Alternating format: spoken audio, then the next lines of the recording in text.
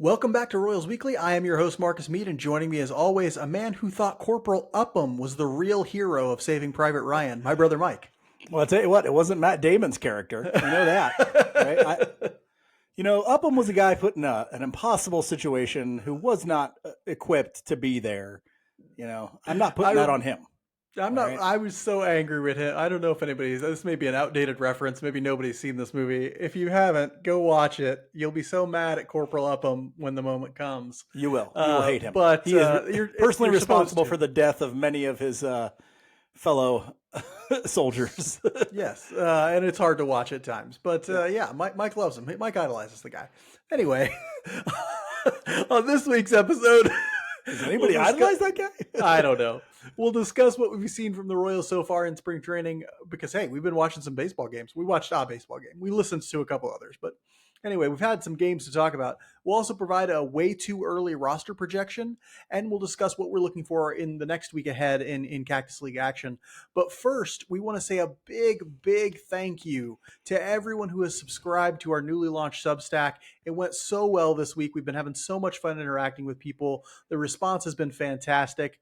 Just a reminder for those who haven't, for $5 a month, you can get an ad-free midweek episode every Thursday morning, a newsletter every Sunday morning, and additional articles when we feel like posting, fan giveaways, mailbag priorities. I think this week we posted every single week, every day of the week, an article, and some of them were actually pretty good, I think. And so, yeah, if you're interested in more Royals content from us, give that a look at royalsweekly.substack.com. Okay? That's royalsweekly.substack.com. I'm excited for our first giveaway. I want to talk about that when we're done today. Okay, we'll talk about giving some of our very, very limited stuff away. Okay. Also, reminder, Royals Weekly is brought to you by Eric Oxher of West USA Realty. Phoenix has all of our favorite things: year-round golf, year-round baseball, and Eric Oxher of West USA Realty.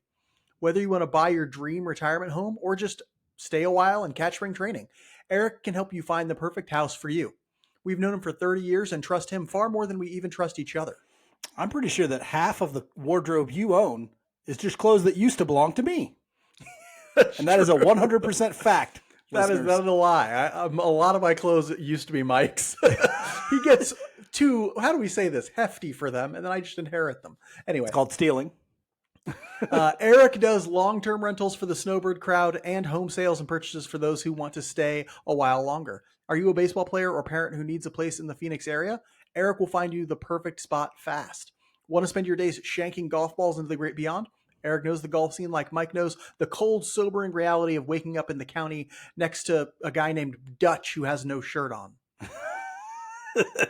I should have named my kid Dutch, man. Yeah, he's going to be cool if he's Dutch. Find Eric online at ericoxher.com if you can figure out how to spell his name. That's ERICKAUXIER.com. Or just shoot him a text at 480-383-9745. That's 480-383-9745. Even if you're just curious about what he can do for you, he's 100% no pressure, one of the best people we know. And he always looks both ways before crossing the street. He's a safety first kind of guy, people. A safety first kind of guy. Safety first. We'll start this week's review with roster news because we're getting back into the rhythm of episodes. It's back to the old sort of, rhythm of episodes. I like it. I like this back to the familiarity. We only had one bit of roster news though this week, really. That is that the Royals signed veteran catcher Austin Nola to a major league contract and then moved Chris Bubich to the 60-day IL, which he was going to go to anyway because he's not done rehabbing. Mike, what are your thoughts on the Royals bringing in another veteran at a position where it looks like they're kind of full up on the major league level? It's somewhat interesting because I feel like they did this as well with the bullpen kind of. And they even did it in some instances with the ordinary like position players as well. But last year, there were a couple of guys who got playing time at this position in Cropley and Logan Porter. And you thought, well, okay, if they got major league time last year, they're probably comfortable again with them this year. But I think what this tells us about that is that they aren't.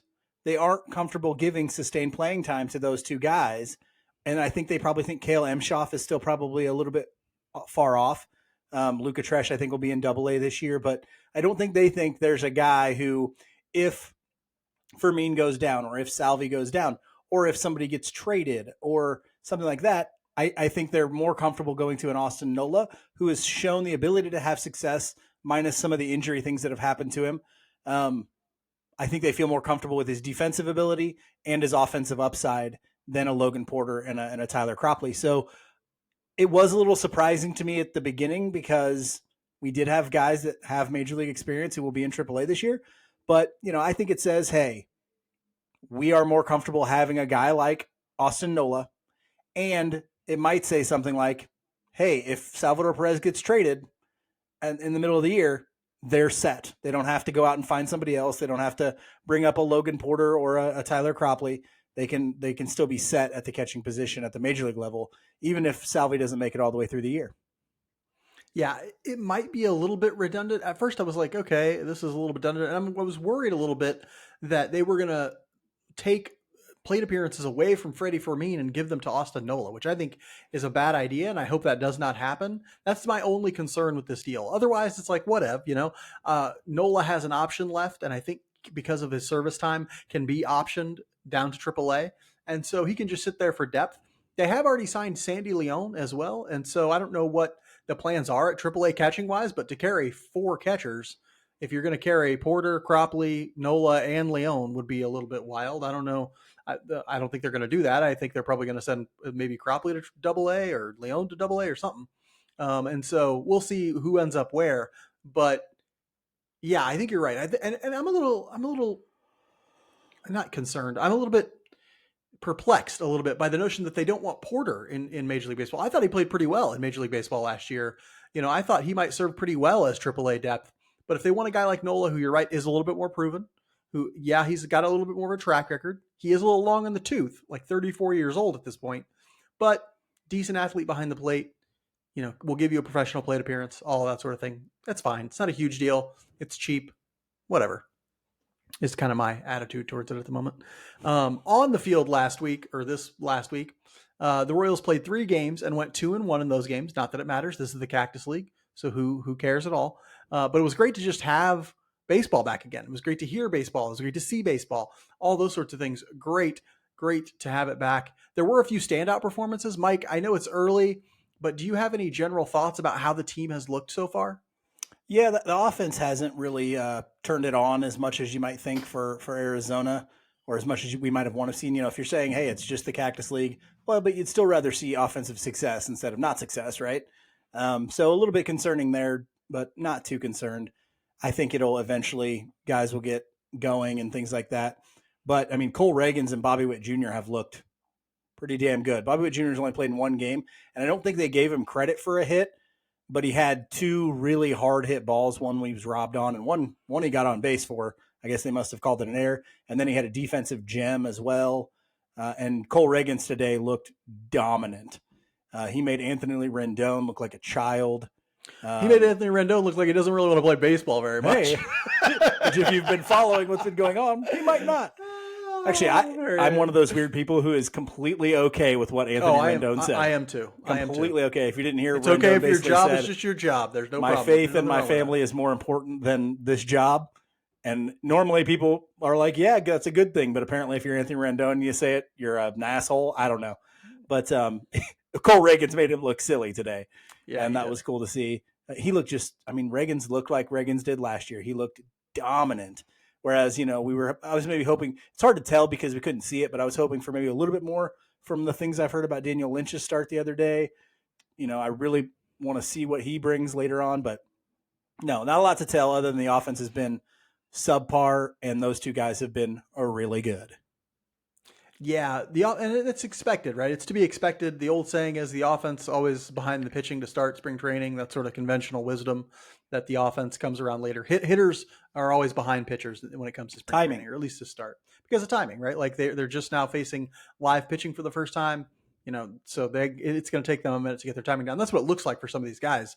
You saw Vinny Pasquantino take 3 plate appearances today, I think, because he's tired of his timing not being real good. He saw it from a couple other guys too. And so, yeah, that was bound to be the case. I'm a touch troubled by the number of walks that the Royals have given up so far this year. They gave up 7 in the first game, 7 in the second game, and 3 today. Ragans didn't give up any, which was great to see. He was intentionally pounding the strike zone, which I love.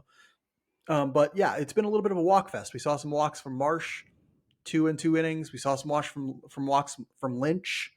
Those are sort of things. Brent's, of course, had like 3 or 4 walks. It was a lot of trouble throwing strikes early in camp, which we know the Royals are trying to get guys in here who don't walk people. We haven't seen Walker or Lugo yet. Lugo will pitch tomorrow, but I'd like to see those walks start diminishing as they get used to facing hitters from other teams. Yeah, and we haven't walked much ourselves. It's still really early, but yeah, I'd like to see us pass out more walks and take more ourselves. Not really enough games to pick strong or weak performers. We only had 3, but I'd like to do sort of a stock up, stock down kind of thing, Mike. Who are you? Who are a couple players you're looking at who you think have helped their stock early in spring training through these first 3 games? Yeah, I'll mention Drew Waters first because he had the home run in his, I think, first at bat, if I'm not mistaken, in that very first game. Now, Waters had a hit today as well, but if you go back and you look at maybe his second at bat today, you can see shades of vintage Drew Waters where he struck out looking at a third strike. So, yes, we know Waters can hit sometimes, but I really want to see what are some of those at-bats looking like that maybe he doesn't even get hits on. You know, like what are those plate appearances really looking like? What does the approach really look like? Has he created a situation where he doesn't go into massive slumps, where he's taking really good plate appearances? Or is it same old Drew Waters and he's just in a hot streak now and we'll see later on. So got to see more from him, but it's been good so far. Michael Massey had a big triple the other day, I believe. So, and he is still playing good defense as well. So that was good to see. Then I got to throw this in there. Peyton Wilson, a guy that you and I both like, had a big double the other day and some really good work at second base in the game that he got some time in. So Peyton Wilson, Michael Massey, Drew Waters all look like their stock's probably going up a little bit, but still very early. Yeah, I'm going to talk all about pitchers. You know, yeah, I saw you did that. I was going to mention Veniciano, but you got him first. Well, those are the guys who we're really seeing right now. Like we're really getting the chance to see them more, even if it's just one outing, even if it's just a couple innings. You're getting to see more of them than anybody. I was super impressed with Jonathan Bolin today. I thought he pitched really, really well. I thought his fastball looked real hard. He generated some ground balls, got some strikeouts with that slider. He looked really good. I didn't get to see Anthony Veneziano, but it sounded like he was on top of stuff. Sounded like he pitched really well from what I've been hearing and that sort of thing. And then my dark horse candidate, my boy, he's slowly becoming my boy as a relief prospect. Walter Pennington pitched really, really well. He struck out the side in his only inning, right? A guy who not flashy in any sort of way, but might just be a dependable mid reliever for a while in Major League Baseball. So I'm interested to see more from Pennington, from Veneziano, and from Bolin. But yeah, I'd say their stock's up right now. I'll just mention Matt Sauer as well, because I think he also struck out the side in the inning that he pitched. I think he gave up an unearned run, but I think he did get 3 strikeouts. So I'm really curious to see him pitch just because I haven't ever seen him really pitch in an extended role at all. You know, I can see clips on YouTube, but I've never gone out and watched a minor league game of Matt Sauer. So I'll be interested to see him for the first time. Oh, I have. It's worth a watch. Anyway, anyone else who's not helped their stock this week, Mike? Anybody who kind of needs to pick it up a little bit? Yeah, I mean, I don't know if he needs to pick it up, but Garrett Hampson hasn't had the best of weeks. He's played more than just about anybody. He's played in two full games. He has, I think he has 6 at bats, which might lead the team so far. He's 0 for 6, I'm pretty sure, with 3 strikeouts. So not 3 strikeouts, no walks, 0 for 6. So not covering himself in glory at the plate. You know, he played center field today, didn't make any mistakes or anything, so that's good. But want to see what he can do with the bat a little bit more. So watching Garrett Hampson moving forward. Yeah, I was not. Today was the first look I've gotten at Garrett Hampson, a close look anyway. I was not super impressed with his plate appearances. I was not super impressed with his ability to get the barrel to the ball. It didn't look great today. Maybe it's just early in camp and, you know, he's still got some stuff to work out. That's fine. But it did not look great today. Another guy who is like, not, I wouldn't say like stock super down, but he had a chance to come out and prove that he was not going to walk a bunch of people. And he came out and he walked 2 guys in his lone inning. That's Alec Marsh. 2 innings. 2 innings. Sorry, 2 innings, 2 walks. He didn't end up giving up any runs, which is great. And he got some strikeouts in there too. So that was nice to see. Stuff still looks really, really good. But he wanted to come out and sort of imprint in the coach's mind, this guy's not going to walk people. And he went out and he walked some people. And so I'll be keeping my eyes on him a lot throughout spring training to see, like, is he making the concerted effort to throw strikes? Is he figuring out a way to prevent home runs and that sort of stuff? It'll be huge to see that sort of thing. Because, like, Mike, you mentioned last time in our last episode, or was this our midweek episode? Now I'm getting all of our episodes confused. You mentioned in one of those last 2 episodes that you were keeping your eyes on the second tier starters. Yeah. And I saw Bolin and I saw Veniciano stand out. Marsh, one of those second tier starters as well, didn't exactly stand out. And so it'll be an interesting to see Zerpa struggled a little too. Yeah, but Zerpa did the thing he's supposed to do. He got 4 ground balls. Some of them just found holes, right? Like, he didn't walk anybody and that sort of thing. Like, Marsh, guy who we were hoping takes a step forward in terms of walks and home run prevention, didn't exactly do that. He didn't give him a home run, which is great. He didn't give up any runs, which is great. But I'd like to see him cut back on the walks a little bit. Royals Weekly is brought to you by All In Physical Therapy. For one-on-one personalized physical therapy, we choose All In Physical Therapy. They took excellent care of our mother after surgery left her with pain and limited mobility in her arm. She loves to work out and be active. When people say the sky's the limit, they don't mean for people like Mom. For her, something like the sun is the limit, the sun. Yeah, the heavens are the limit. The Andromeda galaxy. There we go for her. Really, the excellent specialized care she got at All In Physical Therapy had her back to being active in no time. And one day she'll find a way to even get past that. Right. I'm talking the black hole at the center of the galaxy is the limit. All right. Mm-hmm. All In Physical Therapy knows how to help athletes recover. It's owned and operated by Lee Summit's own Tommy Freevert, a former Arena League football player, Northwest Missouri State Bearcat, and a hell of a guy. They have offices in both Blue Springs and Lee Summit, so get over there to work with Tommy. Tell your doctor you want to do your physical therapy with the best of the best at All In Physical Therapy. To learn more, give them a call at 816-427-5300. That's 816-427-5300. Or visit their website at allin-pt.com. That's ALLIN-pt.com.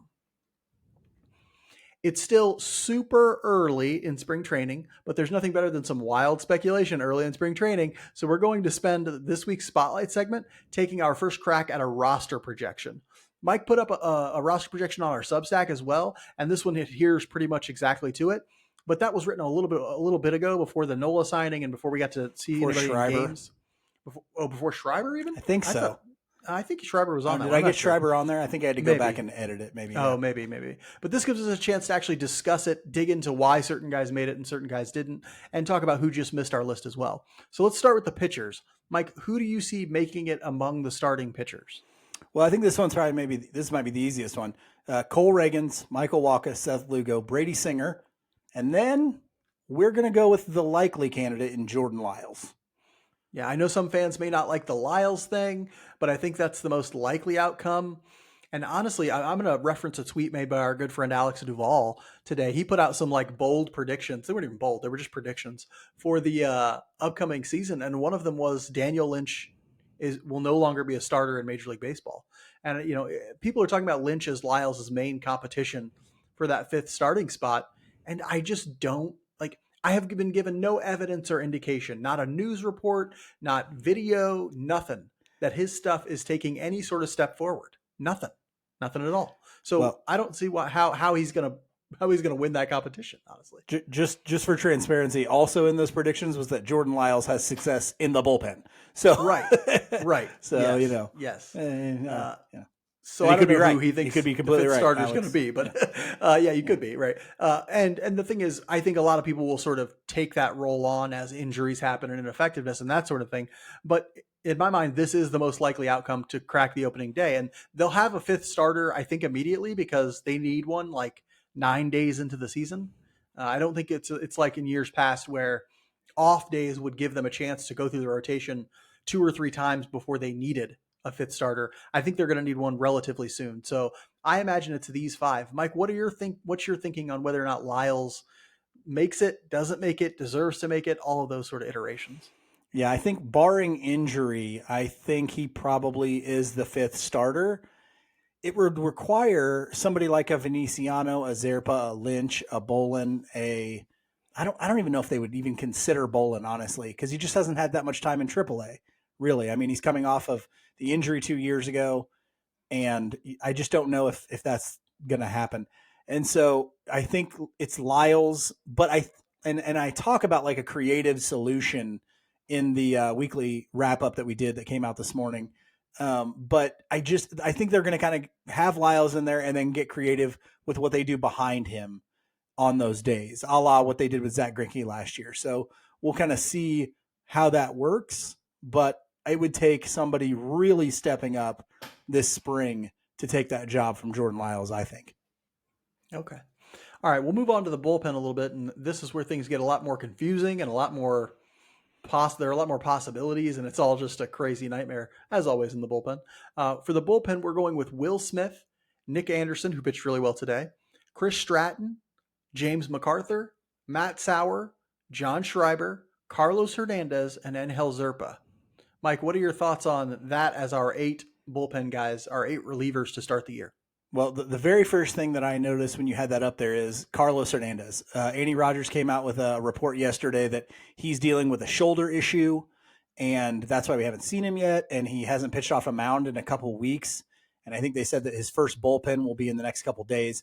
So that will help. That will determine if he's in that, the health of that shoulder will determine if he's in the bullpen when they break camp or not. If he isn't, if he hasn't had enough opportunities to work, he may be an extended spring, and we'll see another one of those guys up there until he's ready to go. But other than that, I like the thing. I think Zerpa's a good person to keep in there, even with Matt Sauer. I know there's some people who are like, well, Matt Sauer's your long guy. You don't need Angel Zerpa. Well, Zerpa is left-handed, and he would only be the second left-handed guy in the bullpen. So I think he works out as a positive because you can pitch him in a 1 or 2 inning stint if you need to. But you could also say, okay, we need you to pitch 3 or 4 because somebody didn't get out of the first inning or whatever like that. And then you also have Matt Sauer, who I think can almost fit in that role too, because his best pitch is a slider and he gets strikeouts. So I think he could go in shorter stints too. So kind of having 2 guys like that helps cover up a lot of possible issues, I guess. And so I do like that group. I love John McMillan, and you guys know I'm kind of on the Dan Altavilla thing. That was kind of my bold prediction that he would make this bullpen at some point this year. I still like that, but I think that's a solid group. I mean, really, think about it. There's only going to be 2 or 3 guys in this bullpen that were even in the bullpen at all last year. Mm-hmm. So, yeah, that's wild to think about, but that is probably the case. And 60% of your starting rotation wasn't your starting rotation at the beginning of last year too, by the way. Yeah. So, which should be the case when your pitching staff was as bad as this one was last year. So correct. I will say this about Hernandez. I think Matt Quatera came out and said they think he'll still have 5 or 6 chances to make appearances in spring training, which would probably be enough for him to go out and pitch in 1 inning of relief like he typically does to start the year. So I think he could still be on the opening day roster with what he's got so far, but we don't know. We don't know what direction it could take. We have no clue. And so injury will be a factor for all these sorts of things. The relievers who just missed this list for us, the obvious one, John McMillan, just missed. No, he was tremendous for the Royals last year in the very few outings he had. Real rocket ship through the minor leagues last year. But he has options, and that often means a guy is going down. Dan Altavilla, Sam Long, Tyler Duffy, Will Klein, my boy Walter Pennington, and Jake Brentz were also on the just miss list. But if you look at that list, what it also says to me is that this bullpen will have way more depth than it had last year, right? Like, because any of those guys might, be every single one of those guys could have pitched on this bullpen last year. Every single one. Sure. We didn't even throw Evan Sisk, who got major league time last year. Mm-hmm. He's also in Josh Taylor's also not on here. Oh yeah, my bad. He also got major league time last year. So yeah, there are guys who, who pitched in this bullpen last year who probably will have a difficult time getting there this year. And there are a whole bunch of guys who are major league caliber relief pitchers who are going to see time in this bullpen. Whereas last year they weren't always major league caliber, if that makes sense. And so that's great. Mike, give us the lineup. Everybody wants to know. Everybody's talking about who's getting into this lineup. Yeah, well, we're doing this lineup by defensive position, not necessarily by batting order. Nope. Salvador Perez is going to lead off this year. Just mark it. All right, mark it. We have Salvador Perez starting at catcher, Vinny Pasquantino at first base. Michael Massey gets the nod at second. Michael Garcia, who's had a good start to this spring training, at third base. Bobby Witt Jr. at shortstop. MJ Melendez in left. Kyle Isbell in center. Hunter Renfroe in right. We have not heard anything from Hunter Renfroe. He has not played yet. I haven't seen an interview from the guy, but we got him in right field right now. Nelson Velasquez at DH. And then that leaves Freddie Fermin as the backup catcher, Garrett Hampson as a utility guy, Adam Frazier as an infield utility guy, and then Dairon Blanco as the fourth outfielder. Yes, the outfield is such a confusing mess. Like, I don't even want to, it's hard to untangle it. You look at the Christmas lights and you're like, yeah, I'm not doing that today. Because it's just, I can't do it. There's too much going on in that outfield right now. Obviously Waters is not in that group. He has had a hot start to the spring. He had a hit. He had a home run in his first game. He had a hit today. And so we'll see on that. Also got thrown out at home today. He got thrown at home, but it wasn't a bad send, and it wasn't his fault. That was just a great throw. Great throw by Hicks in the outfield. Nothing you can do there. But yeah, this looks a lot like the opening day roster to me. I was just thinking to myself, how hilarious would it be if they came with a lineup that actually did have Salvador Perez and Vinny Pasquantino 1-2? It'd be like the slowest 1-2 in Major League history, I would imagine. Probably. But anyway, I digress. Yeah, we've seen a hot start from Michael Garcia. We've seen, but this looks like what's going to happen. I mean, the only question really is Dairon Blanco going to be the fourth outfielder? I think Michael Massey's going to be the starting second baseman. They might do. I'm actually really interested to see what kind of rotation they get going in the outfield, because I think the notion of Blanco getting some reps in there to spell Isbell against lefties. Will Velasquez take the place of Renfroe at times? I think the rotation for this outfield is going to be really important. Yeah, I think if anything happens, I think what you probably see is, I assume Garrett Hampson has options. And so I could maybe see him getting sent down if they want to keep Waters as a fifth outfielder, which is really your only option, because Hampson can play center. Waters can play center if you need him to. You probably move Blanco to center and let him play right. But, that would be the only kind of thing I could see mixing this up. Now, that leaves Nick Lofton off. Nick Lofton's actually had a pretty good start to spring training as well. But, you signed Adam Frazier. You're not going to sign him for that amount of money and cut him. So, yeah, I think you're probably right, Mark. Or I guess I'll go ahead and give us the just missed list here. It's Nick Lofton, Drew Waters, Nick Prado, yeah, obviously, and then Logan Porter, a guy who got a lot of time in Major League Baseball last year, now with Austin Nola, probably not making the roster either. It looks like those are going to be the guys that just missed. You've got guys like Tyler Tolbert too, other guys that'll be in AAA utility guys, but yeah, I think that's probably the lineup. Yeah. Taking a look at this roster as a whole, Mike, are there any big takeaways that you want to maybe compared to the roster from last year, or any big takeaways from how this roster is looking right now? Well, I mean, the very obvious takeaway is that, like I said earlier, 60% of your starting rotation is different than what it was at the beginning of last year. And the two guys that are the same will be your 4 and 5 starters in Brady Singer and Jordan Lyles. And so, Ragans wasn't here at the beginning of last year. Full season of Ragans. You got Michael Wacha, Seth Lugo, and then, like we just said, the bullpen is completely pretty much turned over too. There will be 2 or 3 guys that pitched significant time in last year's bullpen that get spots in this bullpen, and they aren't going to be pitching the high leverage innings either. They're going to be Zerpa, long guy. Hernandez will be he'll be a 6th or 7th inning guy. But after that, who MacArthur's not Will Smith. He's not Nick Anderson. Nick Anderson, with the exception of a kind of Cactus League double that he gave up today, looked pretty good. I love the curveball. You're not going to see those guys pitching in big leverage situations like they had to sometimes last year.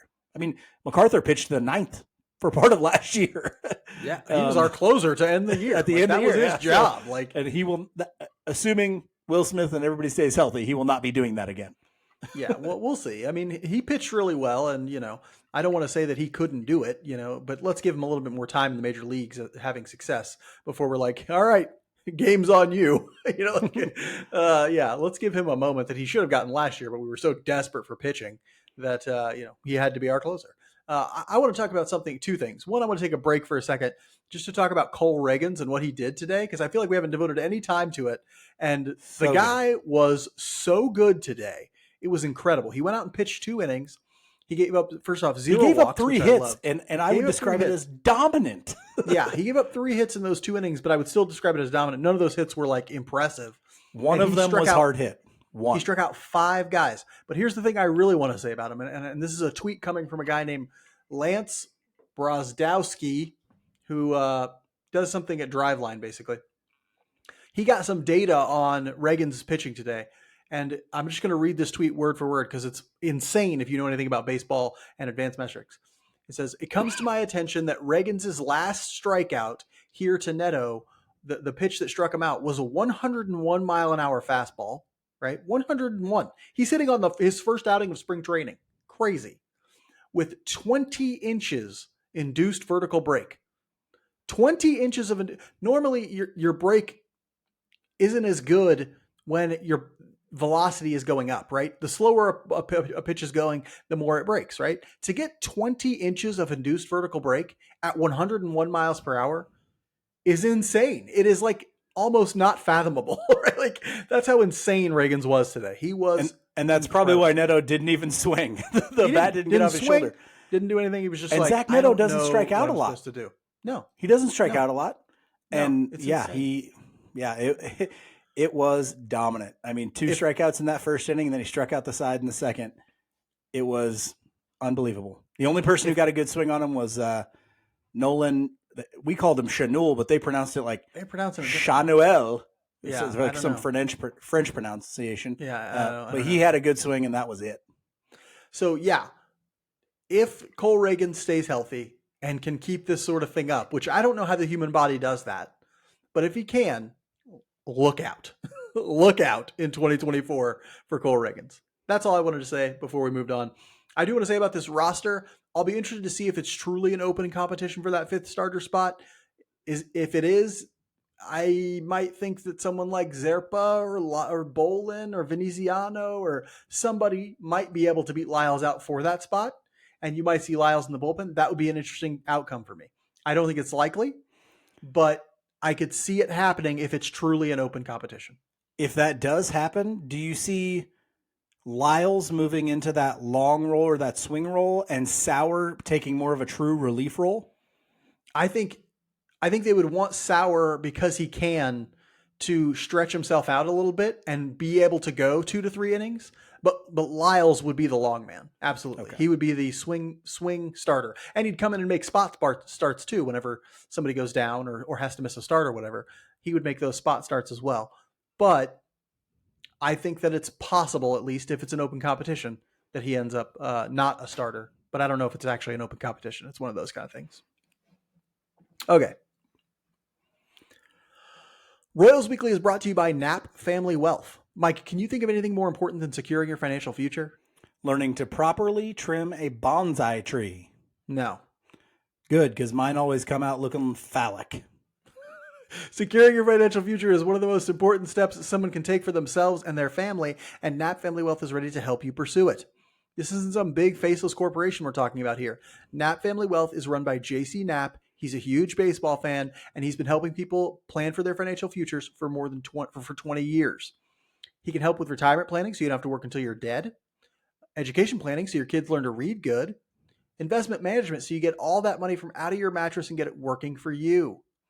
Don't spend another day thinking you've got it all figured out, because trust me, you don't. Check out Knapp Family Wealth at knappfamilywealth.com. That's KNAPP familywealth.com. Securities and advisory services offered through LPL Financial, a registered investment advisor, member FINRA/SIPC. The Royals have a full slate of games this week against the Cubs, Rockies, Padres, Mariners, White Sox, A's, Guardians, and Reds, with a split squad day in there somewhere. You may have noticed that's 8 games, only 7 days. They have a split squad game on one of them. Mike, what are you keeping your eyes and ears on, because we're probably going to have to listen to a lot of these games, this week in spring training? Well, first, how does Hunter Renfroe look? I haven't seen him at all yet. when he finally gets in there, what does he look like? Is he how's his timing? I'm a little, the concerns are that the bat has slowed a little bit and velocity. He's not handling it very well. Interested to see that. And then I want to actually see with my eyes, I want to get a chance to see Daniel Lynch pitch. Because that was kind of my big, and we talked about this on previous episodes. That was my big, what does it look like in spring training? How does Daniel Lynch look out there on the mound? What changes have been made? I've seen him. Yes, he's gotten bigger, but I want to know, what does it look like in command? What does the velocity look like? Reports from his first outing was 92 to 93 on the fastball. If that's the starting point and he's going to build up to, 94, 95, then that's good. If it stays there, he might see some struggle still. And then I want to see my favorite young guys. I want to see Peyton Wilson and Javier Vaz. I want to see Will Klein and Tyler Gentry. I love watching those guys get to play in Major League games, and excited to continue to see that with as many televised games as I can possibly get. Yes, Javier Vaz with a great catch to end the game today in left field, running toward the line, sliding, great catch, ended the game. Royals played some really close games. I think they're all one-run games. All one-run games. All one-run. 5-4, 5-4, 4-5, or no, 4-5, 5-4, 1-0. 1-0, yeah. Wow. Anyway, yeah, great catch from him. Love to see him out there. I'm looking at young guys as well. I'm looking at Veneziano, Bolin, and Pennington. Those three guys I mentioned. I want to see them pitch more. I want to see what it looks like. Anybody can have, not anybody. I would do terribly, but a lot of guys can have one amazing outing in spring training. I want to see, does it look consistent from Bolin? Does it look consistent from Veneziano, Pennington? Does it look like these guys have something that could really be useful to the major league team this year? I'm also looking at hitters to see if they catch up. You mentioned Tyler Gentry. He looks like his timing's a little bit off right now too. Vinny Pasquantino, his timing looks a little off. I'm just waiting for the hitters to catch up to the pitchers, which will happen probably later this week, at the end of this week coming up, I would imagine. They start finally getting their timing and getting to some of these pitchers, and then you can start to see some real spring training games where it's like 12-10, I love those. Those are a lot of fun. I'm looking to see if those hitters can sort of find their timing, get in the groove, and look like they're actually ready to compete with some of these pitchers. Because right now it's pitchers are dominated spring training right now. Although I think, did I see the Yankees put up like 20 on somebody the other day or something? I did see something like that. Yeah. Some huge number in that game. Yeah. Anyway. We'll end this week's episode like we end every episode with our Just About Outside segment, where we talk about something that's interesting to us outside the world of baseball. Mike, lots of interesting things going on. Your life is very interesting generally. So what do you got for us this week? Well, I want to talk about the idea that sometimes disposability is a choice. Okay. For those people who know me, I'm an extremely frugal person. I don't like spending money. You might call me cheap. Sometimes I'm cheap, right? But I think as a society, we've kind of decided that some things are disposable that don't have to be, right? I was wearing loved ones. Yeah, well, okay. I'm not getting that deep. Not gonna, I'm talking about real, just stuff. Not people. I thought you were I thought this was a lead up of you going, "You're no longer my brother, Mark." Yeah. All right. So Mark and I have to have a conversation. No, it's about this. Like, I'm wearing a shirt today, my favorite shirt of all time. I wear it all the time. Mark knows exactly what I'm talking about. But I've had it since I was, I think I was 16 when I got it. I'm 38 years old now. And that's a lot of my clothes. A lot of the clothes that I own and wear on a regular basis, I've owned for over 5 years. Okay. My cell phone right here. My cell phone is, oh gosh, it's probably 7 years old, 8 years old. It still has a home button. If you're wondering how old it is, it still has a home button on it. My car is a 2012 Honda Civic. The home that I live in is the very first home I ever bought. Like, disposability is sometimes a choice. Okay. So don't get rid of stuff if it can be fixed. If it's still working, but you just want to upgrade, really think about what you're giving up when you upgrade, right? What I often tell people is if I told you, hey, the car that works right now that you drive every day, instead of trading that in and buying a new car, what if I told you you can not do that, continue to drive that car until it dies, and then you get to cut 2 years off of your working life? right? You get to retire. Or wait, you know what? Instead of that, you get the next 2 years off from work. Okay. Would you do that? A lot of people, for some people, it's a no. No, I would not do that. Okay, that's cool. But for some people, they go, heck yeah, I'd do that. Well, what if I just say take those 2 years and put them at the end of your career? Would you still do it? Like, and that's what I really want people to get is like, you can get so much value out of things that you buy that I think a lot of times we aren't getting, you know? And you know, it's a crazy little story here. I'm a teacher. A lot of you guys know this. We did like a fun day for our students as kind of an incentive for the good grades and the good behavior in first semester this year.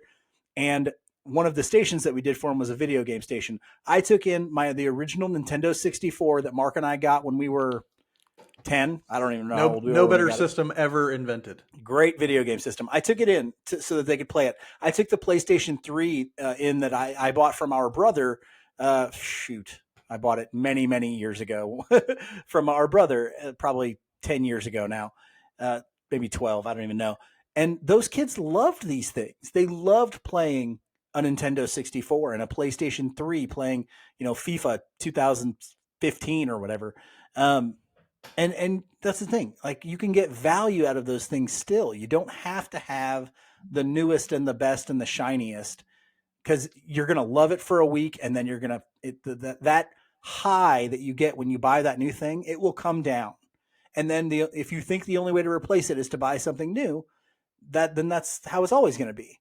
So I just, I stress to you, hang on to your clothes, treat them well, and continue to wear them. If you're a fashion person, I get it. Maybe you need to buy new stuff, and that's fine. But if you're not, don't think you got to go buy new clothes. Wear the same ones you've been wearing. Don't think you got to buy a new car. We treat cars and cell phones like they're disposable items. Like, I'm done with this one. I'll move on to the next one. Get some value out of it, right? Every day you use this cell phone, you're gaining value. Every day you drive that car, you're gaining value on it. And so I hope people understand that. Let's be a little less disposable. And obviously there's environmental things to this as well, but I'm talking more financial here. You can get a lot of value out of things for a very long time if you truly are intentional and make that your choice. So maybe think about doing that sort of stuff. And I know I do it, and I like doing it. I like knowing that I get value every single day I drive my 2012 Honda Civic to work, and that makes me feel good. So use value, it's truly underrated. Mm-hmm. Use value, love it. Yeah, great. And I haven't had a car payment in like 8 years. So great. Yeah, that's another upside of these. No car payment is lovely. I'm talking about electric bikes this week because I've done this thing a couple times now, and I just love it so much. Like, I was talking to our friend Matt a while back, and he brought up this notion of electric bikes, and Matt has this certain worldview where he's like, imagine if like a grumpy old man, but he's not. He's just our age. Like, he's not old. He's just grumpy. No, he's just like a grumpy man. And so he's like, you don't need no electric bike. Use your own legs. Use your own power, and that sort of thing. Which I totally understand that idea, but I love it. Right. So I've been. Today I went out with my partner Riggs, and she was like, I want to go run. It's so nice outside. And I was like, I don't want to run, but I'll come with you. And so I got an electric bike, and I started like pedaling. And what it does is you pedal, and then it gives you like a little electric boost. And it's so cool. It's like you're still doing something technically, but the bike does like 80% of the work. And it's really great. It's just like a pleasant. So it was like 72 degrees outside today. I didn't sweat. It was never a struggle. We went probably a grand total of like 4 miles, I would imagine. And like, I'm just like electric biking that has a little basket on it. I carry all of our stuff. We had like a portable speaker going from it and was playing jams. Everybody on the trail was like, hey, you got the idea. Like, somebody's carrying your stuff for you. You're running. Yeah. It was great. Someone getting healthy and someone being a fat, lazy piece of crap. Exactly, America. Right? Like, hey, it is America. Hey, I ran 4 times last week. I'm tired of running. Anyway, I love these electric bikes. I already told myself that when Mike and I retire, I'm going to buy either one of these or like an electric scooter, but I'm leaning towards these actually, just because there's a place to carry stuff and all that sort of stuff. If you haven't checked out any of these electric bikes, The one that I got is from that Ride KC thing. It's like an app on your phone. You can just sort of take a bike and then, bring it back or leave it wherever Like it a is. take a bike, leave a bike kind of thing. It's kind of like a take a bike, leave a bike kind of a thing. And so, you could do it. Anybody can do it. You don't have to like own one or anything like that. And so, yeah, I highly recommend it. Let's just trying it out, especially on a lovely day like it was today. It's just so much fun to pedal. You can feel like you're doing something without actually having to do very much. It's lovely. Hey, there we go. That's the American dream. Anyway, join us again next week when we come back to talk more Royals, or join us midweek. Subscribe to the Substack, royalsweekly.substack.com, and hear our midweek episode. For those of you who are join us then, we'll see you then. For those of us who come back next week, we'll see you then. Until then, be good to each other. And go Royals.